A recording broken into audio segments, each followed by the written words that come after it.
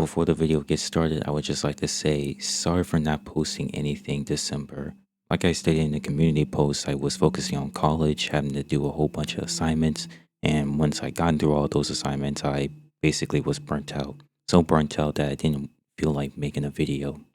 But regardless, I hope you guys enjoyed the video. Today, this year is a new year, and I'm going to be start posting up a new type of content on the channel. So I hope you guys will stick around for that. And yeah, hope you guys enjoy the video. Take care.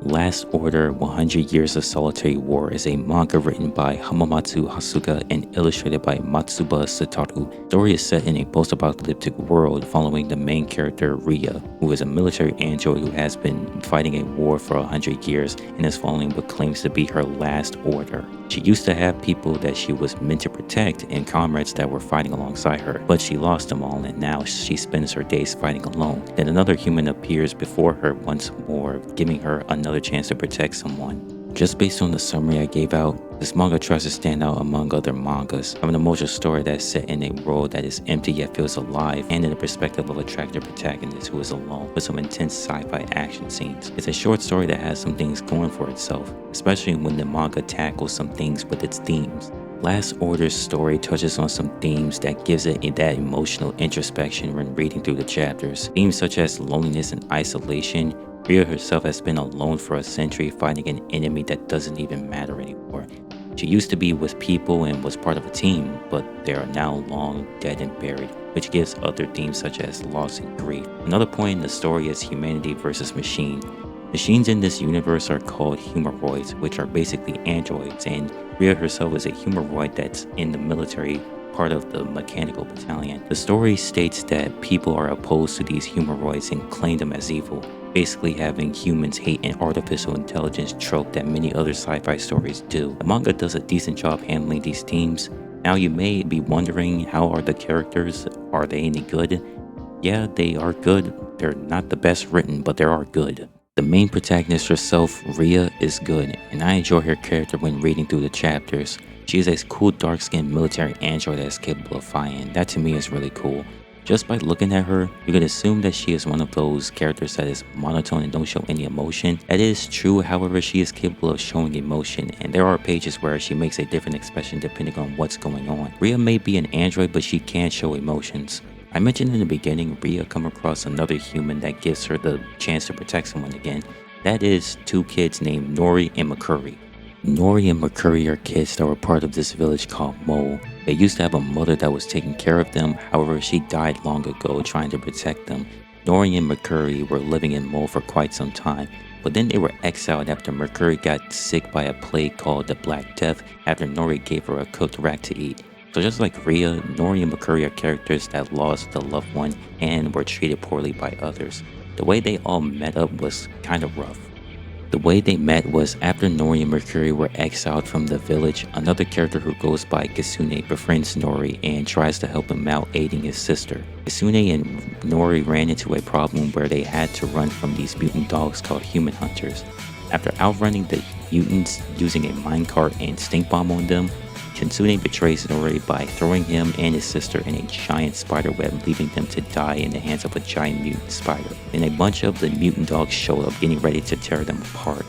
Nori gets his back stabbed by the spider's legs, covering Mikuri with his body.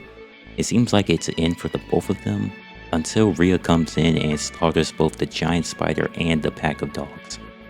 That's pretty much how they all met. At first, the relationship between Ria and Nori starts out a bit rocky due to them not trusting each other, but over time they grow to trust and like each other.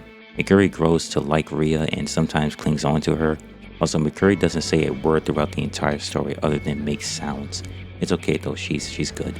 Kitsune is a guy who, like I said, acted as a friend towards Nori, but then betrayed him by leaving him and his sister to die.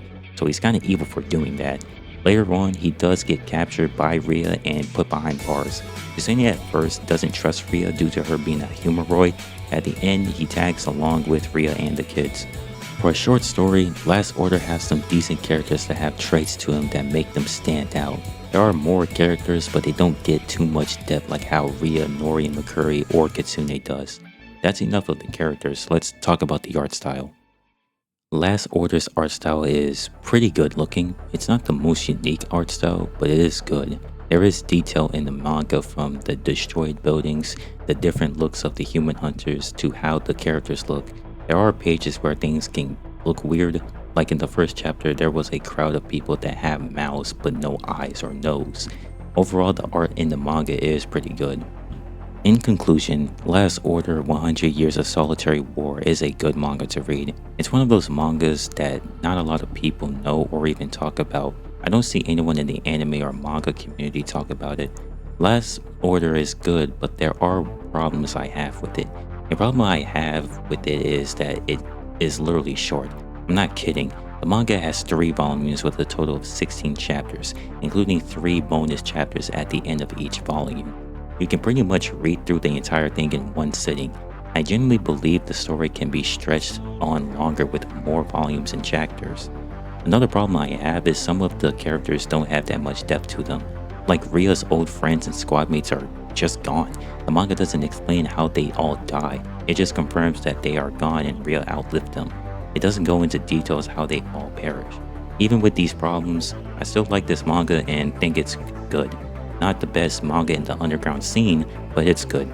Doubt all of you would like it, but some of you guys might read it and think it's decent. Well, that's it for today's video. If you liked the video, press the like button and comment out below your thoughts. I'm doing videos like this from now on, so if you like that and are interested, feel free to subscribe to the channel and hit the bell. Be advised, I will mess up on some things, but I will get better the more I do this. Follow my TikTok page. I post on there sometimes. That is all I have. I hope you guys enjoyed yourselves. You get out there and have a blessed day.